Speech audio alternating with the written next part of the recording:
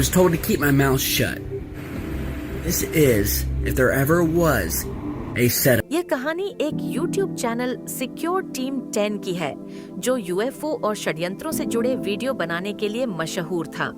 इसे एक शख्स टाइलर चलाते थे और 2018 में उनके चैनल ने भारी सफलता हासिल की थी। 20 लाख से ज्यादा सब्सक्राइबर्स और हर महीने लाखों व्यूज तक पहुंच गए थे। लेकिन हाल के समय में सिक्योर टीम 10 की दिशा अचानक एक अंधेरी ओर मुड़ गई। टाइलर के फैंस उनसे नाराज हो गए, उनके व्यूज घट गए और उनके लापता होने की अफवाहें उठने लगीं। टाइलर का कहना है कि वे एक अंधेरे षड्यंत्र के बीच में फंसे हुए हैं। कुछ लोग मानते हैं कि उनके सच की खोज वाले वीडियो के कारण सरकार ने उन्हें निशाना बनाया, तो वहीं कुछ का मानना है कि मामला कुछ और ही है। अगर आप सिक्योर टीम 10 को इंटरनेट पर ढूंढेंगे तो आपको कई हालिया वीडियो मिलेंगे, जिनमें से एक वीडियो टाइलर का ही था जो उन्होंने बाद में यूट्यूब से डिलीट कर दिया। उस वीडियो में टाइलर ने बताया कि उन्हें चैनल बंद करने के धमकी मिल रही है, लेकिन उन्होंने वीडियो बनाना जारी रखा। I started getting threats to shut my channel down, to stop what I was doing, to basically cease and desist my truth seeking, and to stop digging around, as they called it. और एक documentary पर काम कर रहे थे। फिर एक रात वे सो गए और जब जागे तो अपने कार में थे। पुलिस ने उन्हें शराब पीकर गाड़ी चलाने WWI का आरोप लगाया। Certainly not a drinker. It seems to me that when the threats to shut down my channel failed, that they upped the ante. Tyler के मुताबिक वे न ही पीने के आदी हैं और न ही किसी नशे की लत है। ऐसा लगता है कि जब धमकियां बेअसर हो गईं, तो उन्हें और मुश्किल में डाल दिया गया। उन्हें उसी दिन जेल से रिहा कर दिया गया, लेकिन इसके बाद की घटनाएं और भी नाटकीय हो गईं। पुलिस को एक गुमनाम फोन आया, जिसमें टाइलर पर घरेलू हिंसा का आरोप लगाया गया। एक बार फिर उन्हें गिरफ्तार किया गया और उनका दावा है कि जेल में उनके साथ सप्ताह भर तक गार्ड्स ने मारपीट की और चुप रहने की धमकी दी। I was beaten by guards. I was told to keep my mouth shut. Apparently, something I've said or revealed in one of my thousands of videos has upset someone. Tyler का कहना है कि उनके द्वारा किसी वीडियो में कही गई बात से किसी को परेशानी हुई है। उन्होंने कहा कि उनकी पत्नी बाद में वीडियो में उनके पक्ष को स्पष्ट करेंगी, लेकिन जेल में बिताए एक सप्ताह ने उन्हें मानसिक रूप से झकझोर कर रख दिया। टाइलर के वकीलों की सलाह पर उन्होंने यह वीडियो हटा दिया। दर्शकों ने इस पर शक जताया, जिसके जवाब में टाइलर ने कहा कि उनके जैसे UFO शोधकर्ता मारे भी गए हैं और पुलिस झूठे आरोप लगा सकती है। लेकिन जनवरी में एक बार वीडियो अपलोड करने के बाद उन्होंने कहा कि वे जल्द ही नियमित रूप से वीडियो पोस्ट करेंगे, लेकिन बाद में इसे भी एनालिस्टेड कर दिया गया। इस पूरे मामले को समझने के लिए हमें मार्च 2019 से शुरू करना होगा। पहले टाइलर अपने चैनल पर लगभग हर दिन वीडियो पोस्ट करते थे, जिससे फैंस को भी आदत हो गई थी और उनके वीडियो काफी पसंद किए जाते थे। लेकिन मार्च से ही उनके वीडियो कम होते गए और उन्होंने बताया कि वे निजी समस्याओं और तनाव से जूझ रहे हैं। इसके बावजूद अफवाहें फैलती रहीं। मई में यूट्यूब ने गलती से उनके चैनल का मोनेटाइजेशन हटा दिया, लेकिन उनके फैंस ने इसके खिलाफ सोशल मीडिया पर समर्थन जुटाया और यूट्यूब ने जल्द ही इसे बहाल कर दिया। इसके बावजूद टाइलर के वीडियो कम ही आते रहे, जिससे फैंस और नाराज हो गए। इस दौरान टाइलर का कहना है कि वे व्यक्तिगत और कानूनी समस्याओं में उलझे हुए थे और इसके कारण उनके फैंस में निराशा बढ़ने लगी। कुछ हफ्तों बाद उसने सामग्री की कमी के लिए माफी मांगी और वादा किया कि वह एक नियमित अनुसूची पर वापस आ जाएगा। उसने अपने प्रशंसकों को याद दिलाया कि असल जिंदगी में बहुत हलचल थी और वह कुछ गंभीर व्यक्तिगत समस्याओं का सामना कर रहा था, लेकिन यह बात उसके सभी प्रशंसकों को खुश नहीं कर सकी। उसके एक वर्ग के प्रशंसक उससे नाराज थे कि टाइलर बार बार 1-2 हफ्तों के लिए गायब हो जाता था और यही चक्र चलता रहता था। अफवाहें फैलते रही और उसकी टिप्पणी अनुभव में नकारात्मकता बढ़ती गई। टाइलर की वेबसाइट ने भी अपडेट होना बंद कर दिया। उसने कहा कि पिछले कुछ महीने बहुत व्यस्त और तनावपूर्ण रहे। जिसके कारण उसे सब कुछ रोकना पड़ा। हालांकि उसने वादा किया कि वेबसाइट जल्द ही रोजाना अपडेट होती रहेगी। उसने अपने प्रशंसकों से धैर्य और समझदारी की अपेक्षा की, लेकिन लोग उसके वीडियो पर आते और सिर्फ यह जानने की कोशिश करते रहते कि आखिर क्या वजह है कि टायलर नियमित अपलोड नहीं कर पा रहा है। कुछ लोगों का दावा था कि टायलर पैट्रियन पर लोगों को धोखा दे रहा था और उसे ठग कहा। यहाँ तक कि जब वह ट्विटर पर कोई लेख साझा करता तो लोग गुस्से से ट्वीट करते, यह तुम्हारे स्तर के नीचे है टायलर, यह तुम्हारे सब्सक्राइबर और पैट्रियन डोनर्स के साथ धोखा है। जिसके जवाब में उसने कहा, मैं ट्विटर पर अक्सर ऐसे लेख साझा करता हूँ जो मुझे रुचिकर लगते हैं। सिर्फ अपने वीडियो ही नहीं, मुझे समझने की कोशिश करो। तुम में अंदाज़ा नहीं है कि मैं किससे गुजर रहा हूँ। कई नाराज प्रशंसकों ने यहाँ तक कि वीडियो अपलोड करना शुरू कर दिया कि टायलर को इतना पैसा मिल रहा है कि उसे कोई तनाव नहीं होना चाहिए। एक रेडिट यूजर ने कहा, हमें स्वीकार करना चाहिए कि उसे बार बार अपने तनाव के बारे में सुनना थकाऊ हो गया है, खासकर जब उसे केवल घर बैठे कंप्यूटर पर काम करना है।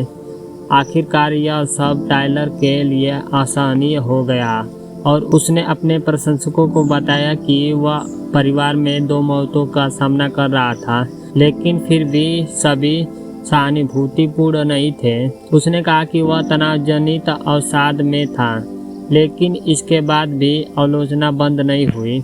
कुछ समय बाद टायलर ने अपने चैनल पर एक अजीब वीडियो अपलोड किया, जबकि उसका अधिकांश कंटेंट यूएफओ और अन्य अलौकिक विषयों पर होता था। इस वीडियो में उसने कैमरे पर आत्मा दृश्य में कुछ परेशान करने वाली बातें की। इस वीडियो में टायलर ने कहा कि उस पर झूठे आरोप लगाए गए हैं। इसके बाद घृणा का बवंडर और बाढ़ आ गया और उसके आरोप इंटरनेट पर फैलने लगे। उसकी डीबीआई घटना का वीडियो भी वायरल हो गया। तब से टायलर बीच बीच में अपने प्रशंसकों को बताने के लिए सामने आता रहा कि वह हार नहीं मान रहा है, लेकिन हर बार कुछ समय बाद गायब हो जाता था। अब कुछ सिद्धांत है कि आखिरकार टायलर के साथ क्या हो सकता है। कई लोगों का मानना है कि वह 2017 में एक मोटरसाइकिल दुर्घटना के बाद दर्द निवारक दवाओं का सेवन कर रहा था और शायद उसे नशे की समस्या हो सकती है। एक पुराने वीडियो में उसने खुद कहा था कि वह कुछ खास चीज़ नहीं खरीद रहा है। उसने कहा था कि मुझे सिर्फ जल्दी से काफ़ी लेना था। लोग सोचते हैं कि शायद टायलर का चैनल फिर से डिमोनेटाइज हो गया है और वह केवल पैसे के लिए ही चैनल चला रहा था। पिछले साल उसका चैनल डिमोनेटाइज हो गया था और उसके वीडियो में अब भी विज्ञापन चलते हैं। और वैसे भी अपने चैनल के लिए पैसे कमाने में क्या गलत है ना? कोई भी मुफ्त में काम नहीं करता। जो भी इस वीडियो को देख रहा है, मैं गारंटी देता हूँ कि अगर आपके काम पर आपको कहा जाए कि आज भुगतान नहीं होगा तो आप भी काम पर नहीं जाएंगे। यही बात हर यूट्यूबर के बारे में कही जाती है और लोग सिर्फ ईर्ष्या के कारण ऐसा कहते हैं। हर यूट्यूबर के बारे में यही बात करते हैं कि वह केवल पैसों के लिए कर रहा है, जैसे कि पैसों के लिए काम करने में कुछ गलत है। अगर आपको भुगतान नहीं मिलेगा तो निश्चित रूप से आप काम नहीं करेंगे। खबरें देने वाले पत्रकार भी इसके लिए पैसे कमाते हैं, वे भी बिना भुगतान के काम नहीं करेंगे। ये बात हर पेशे पर लागू होती है। अभिनेता और अभिनेत्री भी मुफ्त में काम नहीं करेंगे। यूट्यूबर्स के लिए एक तरह का दोहरा मापदंड है। हाँ, यूट्यूबर भी पैसों के लिए काम करते हैं जैसे बाकी लोग करते हैं और इसमें कुछ भी गलत नहीं है। क्या वाकई टायलर एक षड्यंत्र के केंद्र में है जिसमें उसे फंसाया गया है? तुम्हें क्या लगता है एम्मा? खैर, कई चीजें जो उसने कही हैं, वे एक दूसरे से विरोधाभासी हैं और लोगों ने इस बात की ओर इशारा भी किया है।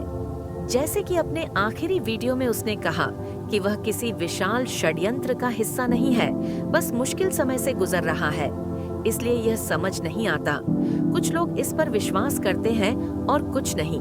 पहले भी कई यूट्यूबर्स के साथ ऐसा हो चुका है कि वे गायब हो गए। क्या आपको लगता है कि उसकी विशैली फैन बेस के कारण वह वापस नहीं आना चाहता?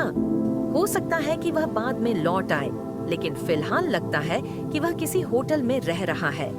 जब भी वह खुद को दिखाता है, उसकी विशैली आलोचना करने वाले लोग उस पर तुरंत हमला कर देते हैं और फिर लोग आश्चर्य करते हैं कि वह वीडियो क्यों नहीं डालना चाहता।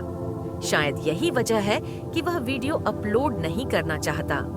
और हो सकता है कि वह अच्छा व्यक्ति न हो, यह मैं नहीं कह सकता क्योंकि मैं उसे जानता नहीं। एक बात यह भी है कि उसके घरेलू हिंसा के आरोप भी हैं, जिन पर मुकदमा चल रहा है। हमारे देश में तब तक कोई दोषी नहीं माना जाता जब तक कि उसे साबित न कर दिया जाए। तो जब तक वह खुद स्वीकार न कर ले या उसकी पत्नी प्रेमिका सामने आकर कुछ न कहे, हमें यह तुरंत उसके खिलाफ नहीं मान लेना चाहिए। मुझे लगता है कि यह प्रक्रिया अपने आप में समय लेगी। हमें अभी थोड़ा सा अजीब लगा कि उसकी फैन बेस का विषैला पक्ष उसके निजी जीवन को लेकर इतनी जुनूनी है। हमने देखा कि लोग उसकी पत्नी के फेसबुक को देखने लगे और उसकी प्रोफाइल पिक्चर बदलने जैसी बातों पर ध्यान दे रहे थे। यह थोड़ा ज़्यादा ही है। ये लोग उसके निजी जीवन को लेकर इतने जुनूनी क्यों हैं, यह समझ नहीं आता। शायद इसी वजह से वह दूर हो गया। टायलर बोला, हमारे पिछले वीडियो में भी, जिसे अगर आपने नहीं देखा है तो ज़रूर देखें, हम ऐसे यूट्यूबर के बारे में बात कर रहे थे जो अचानक गायब हो गए। उसमें अधिकतर ने अपनी विषैली फैन बेस के कारण ऐसा किया। यूट्यूब पर एक विषैला हिस्सा जिसके बारे में ज़्यादातर लोग बात नहीं करते।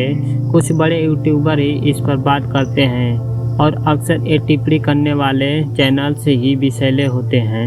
ये लोग बहुत जुनूनी हो जाते हैं और यूट्यूबर की निजी ज़िंदगी में ताक झाँक करने लगते हैं, उसे बेनकाब करने की कोशिश करते हैं। और दूसरी बात, ये लोग बाकी मशहूर लोगों के लिए ऐसे मापदंड नहीं रखते।